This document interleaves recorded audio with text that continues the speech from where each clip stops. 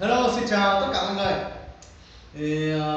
Trưa hôm nay mình không nấu cơm nên là ăn mì, kim chi củ cải cũng thế, cũng ăn mì.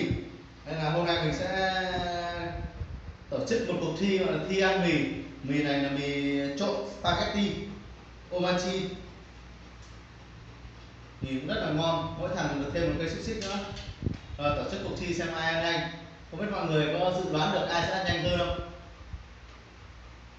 Kim chi cố lên nhá, củ cải cố lên. Rồi, cuộc thi ăn mì nào. Bắt mày đây, nhìn bắt tao làm gì?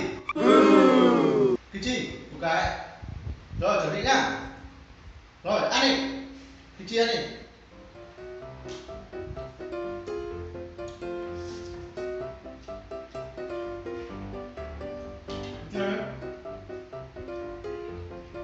Ăn đi.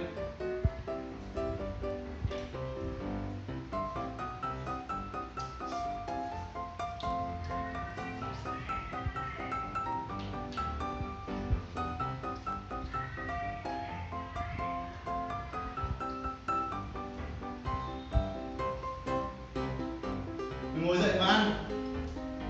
Ngồi dậy mà ăn thì làm ăn. Ăn đi, Kim chi ăn đi.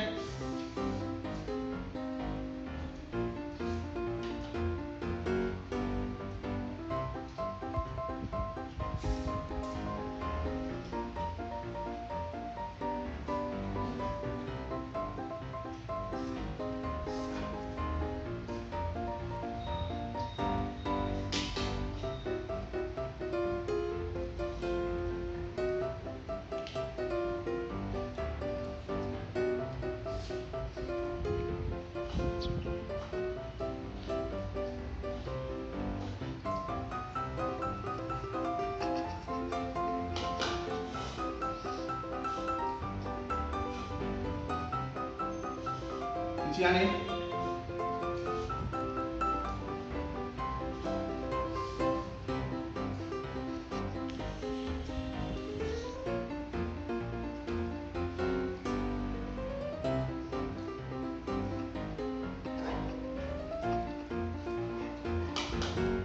Ăn hết mấy đây nào.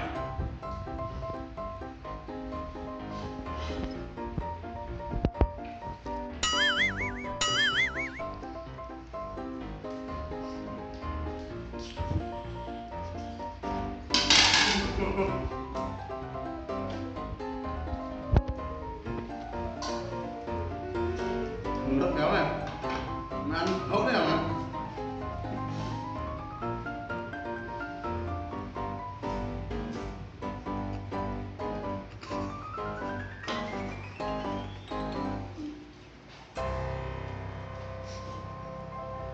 Mà ăn nhanh cái này, tao còn chưa xong. Nên ăn xong.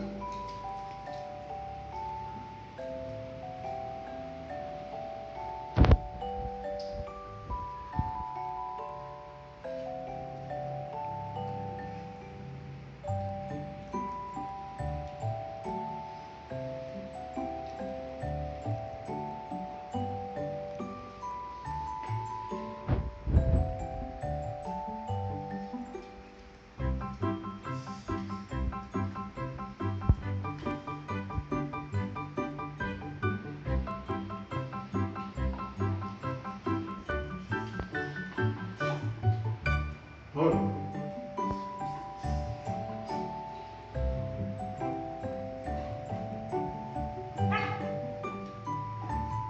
Làm gì con chim á? Hết rồi. Đó, chúc mừng anh ơi, ngồi xuống. Ngồi xuống, ngồi xuống. Đó. Kim chi ngồi. Người chiến thắng. Đây người chiến thắng này. Đó. Kim chi là được sự hỗ trợ của gái là về nhì. Rồi rồi. Bình thường củ cải nó không thích ăn mì lắm đâu, nhưng hôm nay là mì sốt spaghetti thì chắc là cũng ngon nên là ông ấy ăn rất là nhanh. Rồi thôi nhá. Rồi xin chào tạm biệt tất cả mọi người. Nhớ like, subscribe giúp Kim chi củ cải nha mọi người nha.